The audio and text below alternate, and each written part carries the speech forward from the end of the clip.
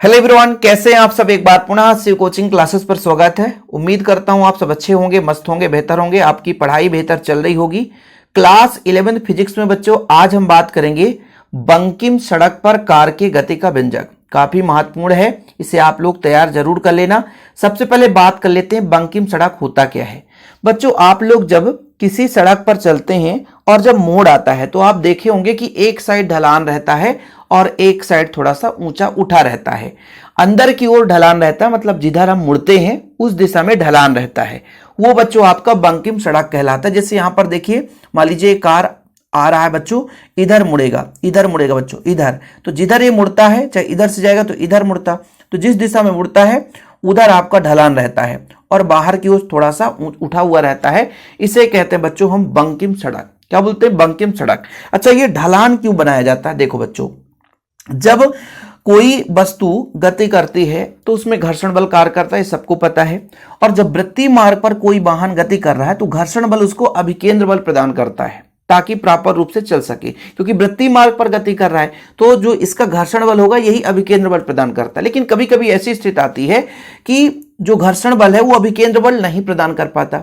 इस स्थिति में इसको हम ढलान बना देते हैं ताकि थोड़ा सा ये भाई साहब बाहर की ओर न जाकर, क्योंकि भाई देखो अभिकेंद्र बल का मतलब अंदर की ओर, यदि बाहर की ओर लग जाएगा बच्चों तो वो बाहर गिर जाएगा। लेकिन जब ढलान रहता है तो फोर्स थोड़ा सा अंदर की ओर लग जाता है, जिससे संतुलन की स्थिति में रहता है और कार क्षतिग्रस्त नहीं होता है।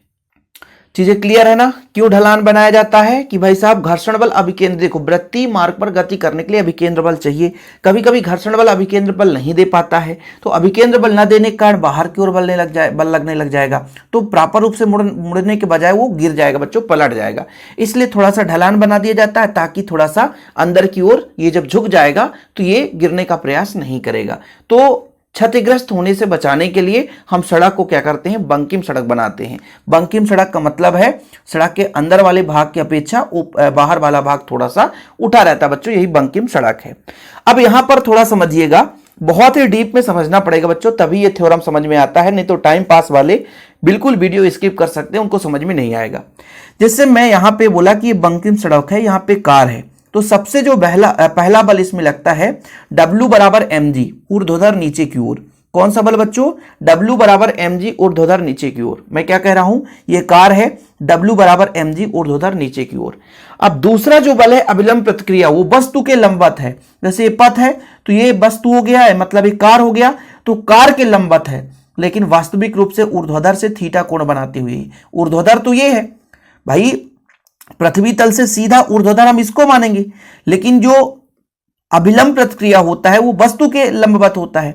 तो थीटा कोण अभिलंब, जो आपका लंबवत है यहां पर देखो, ये थीटा कोण पर थोड़ा सा अभिलंब प्रतिक्रिया लग रहा है। ये पूरा का पूरा अभिलंब है और इससे थीटा कोण पर अभिलंब प्रतिक्रिया कैपिटल आर लग रहा है। थोड़ा समझना, पहला भार बल हो गया भार बल, यानी भार का जो बल mg हो गया। दूसरा अभिलंब प्रतिक्रिया वस्तु के लंबवत होता है, इसलिए इस पर है बच्चों, आर इसीलिए इधर है, ठीक है, वस्तु के लंबवत होता है, ये नहीं कि पृथ्वी के लंबवत। अब ये पृथ्वी के लंब रेखा ये है, लेकिन इससे थीटा कोण पर अभिलंब बल लग रहा है। ध्यान रखना बच्चों, जो कि आपके किसके विपरीत होगा? जो आपके mg के विपरीत होगा। मतलब जितना बल नीचे उतना ही बल ऊपर लगता है, लेकिन ये अभिलंब प्रतिक्रिया थोड़ा सा थीटा कोण बना रहा है, इसलिए इसको दो घटक में वियोजित करेंगे, एक ऊर्ध्वाधर और एक क्षैतिज। बच्चों ध्यान में रखना, समझने की कोशिश करना, सिंपल तरीके से आप समझ जाओगे। अब यहां पर एक तीसरा जो बल लगता है बच्चों, घर्षण बल है। ये घर्षण बल होता है बच्चों, सड़क और टायर के बीच इस दिशा में घर्षण बल लग रहा है, ये घर्षण बल है बच्चों, घर्षण बल। लेकिन घर्षण बल यहाँ पे थीटा कोण पर है, जैसे यहां पर भी मैं बनाऊंगा तो थीटा कोण पर है। तो इस घर्षण बल को भी हम दो घटकों में वियोजित करेंगे। देखिए, पृथ्वी से सीधे लंबवत जो बल होगा उस पर हम दो घटक वियोजित नहीं करेंगे, और जो पृथ्वी के जो समांतर होगा उसको भी हम दो घटक बल वियोजित नहीं करेंगे। लेकिन बच्चों जैसे अभिलंब है, इसके लंबवत होता तो इसको हम ना तोड़ते, लेकिन थीटा कोण पर है इसलिए इसको दो घटक में वियोजित करते हैं। तो बच्चों इसके सामने वाली भुजा ये लंब कहलाई, कोण के सामने वाली भुजा, तो लंब में आपका ये साइन थीटा लगेगा, इस दिशा में साइन थीटा, और ऊपर की ओर आर कॉस थीटा। तो आर को हम दो घटकों में वियोजित कर सकते हैं। अब ये आपको हर थ्योरम में समझाता हूं, इसलिए यहां पे बार बार नहीं कहूंगा, बस इतना समझना, कोण के सामने वाली भुजा लंब, तो लंब आपका साइन से डिनोट होता है, क्योंकि बच्चों आर साइन थीटा आ जाएगा। तो ये जो इस दिशा पे लगेगा बल, क्षैतिज दिशा में ये क्षैतिज घटक लगेगा तो आर साइन थीटा होगा, यहां पर आप देख सकते हैं क्षैतिज दिशा में बच्चों आर साइन थीटा।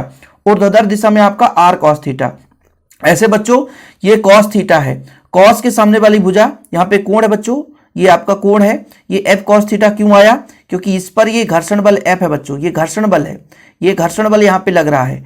तो कोण इसके साथ यदि दो घटक वियोजित करेंगे तो कोण के सामने वाली भुजा लंब, कोण के सामने वाली भुजा लंब मतलब ऐसे लंब होगा, तो लंब नीचे की ओर आपका एफ साइन थीटा, और बच्चों ये आधार होगा तो एफ कॉस थीटा होता है।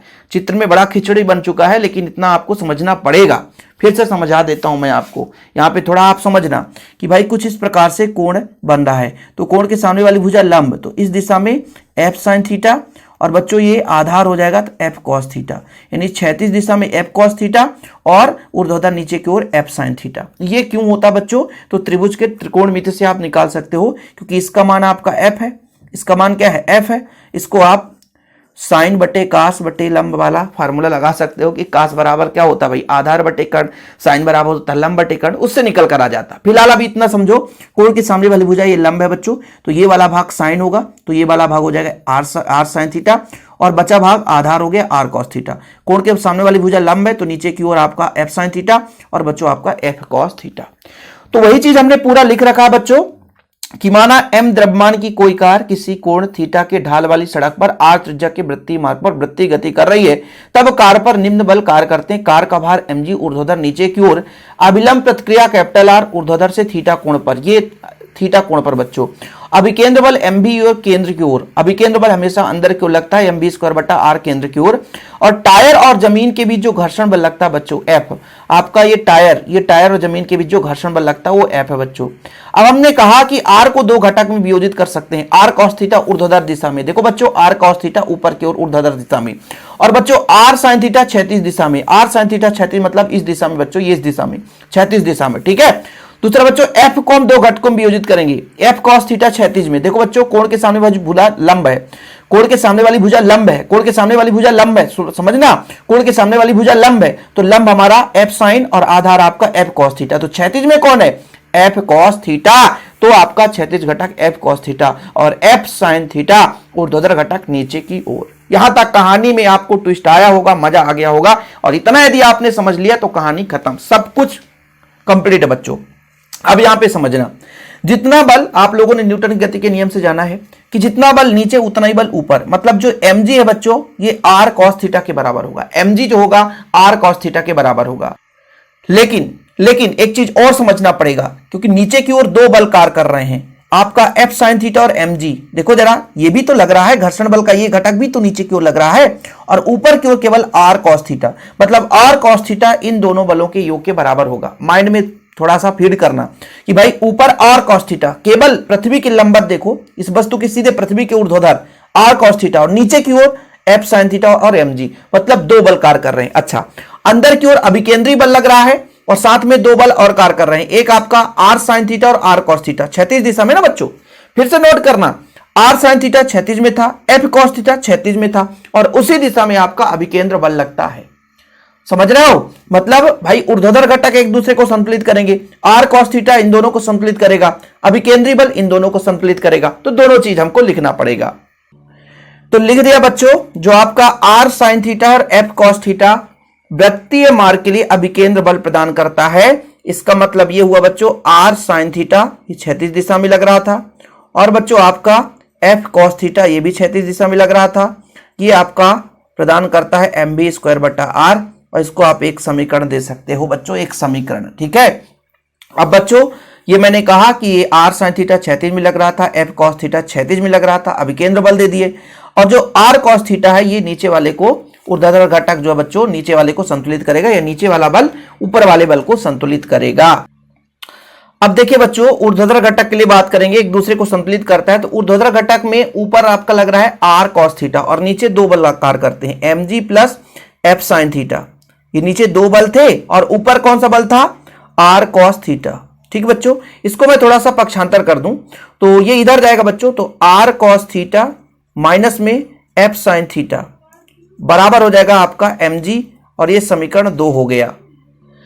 आगे करना है समीकरण 1 में 2 का भाग देने पर, समीकरण 1 में 2 का भाग देने पर चलो भाई भाग देते हैं। पहला है आपका r sine theta plus f cos theta divide by बच्चों कितना है r cos theta minus f sine theta बराबर में बच्चों इधर है आपका mb स्क्वायर बटा r, इधर है आपका mg। जो कट रहा है उसे काट दो ना, m से m कट रहा है बच्चों और तो कुछ कट नहीं रहा है और कोई कंप्रोमाइज नहीं हो रहा है, तो आपका बचा कितना। हम एक काम करेंगे, दोनों पक्षों में हम cos थीटा का भाग दें, ऊपर नीचे cos थीटा का भाग देंगे, ठीक है। तो जब cos थीटा का भाग देंगे बच्चों देखना r साइन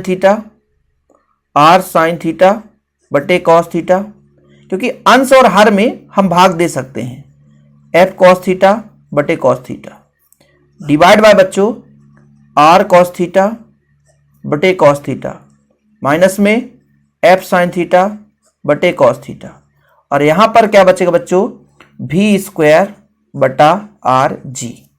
अब क्या होगा आगे, इसके आगे कहानी है मेन। देखो भाई साइन बटा कास क्या होता है टेन, r टेन थीटा हो जाएगा, ठीक है बच्चों। कास से कास कट गया तो यहां पे बचा f, यहां पे आपका कास से कास कट गया तो r माइनस में साइन बटा कास होता है टेन थीटा बराबर v स्क्वायर बटा आर जी। बच्चों आर जी इधर लाएंगे तो गुणा में हो जाएगा, होगा कि नहीं होगा, मतलब आर जी गुणा में होगा तो यहां पर हो जाएगा r tan theta plus f divide by r minus f tan theta, और इधर बच्चों v का स्क्वायर। अब यहां से v बराबर कितना होगा, तो अंडर रूट करके बच्चों आर जी कर दो और यहां पर r tan theta plus f, और बच्चों यहां पर r minus f tan theta. बताओ बच्चों ये आपका आंसर आ चुका है, लेकिन एक दो स्टेप और करना चाहो तो आप यहां से कर सकते हो कि चूंकि आप लोगों ने पढ़ा होगा कि जो घर्षण बल होता है बच्चों F जो होता है वो म्यू आर के बराबर होता है, तो यहां पे वैल्यू कर देंगे V बराबर कितना हो जाएगा बच्चों आर जी, F के जगह r tan theta plus mu R हो जाएगा, और बच्चों r के जगह r रहने दो, F के जगह म्यू आर टेन थीटा हो जाएगा। बस r ऊपर नीचे सब में कट जाएगा, तो आपका बच्चों आर जी है ही है, अंडर रूट रहने दो और ब्रैकेट के अंदर यहां पर r कटेगा तो कितना बचेगा टेन थीटा प्लस म्यू, और यहां पर कितना बचेगा बच्चों one minus mu tan theta. बस यही आंसर आ गया, बस इतना ही है बच्चों। बंकिम सड़क पर कार के गति के लिए व्यंजक, बंकिम सड़क पर कार के गति के लिए वेग के लिए व्यंजक हो गया, ठीक। तो ये आपको आना चाहिए। उम्मीद करता हूं इतना चीजें क्लियर हो गया होगा।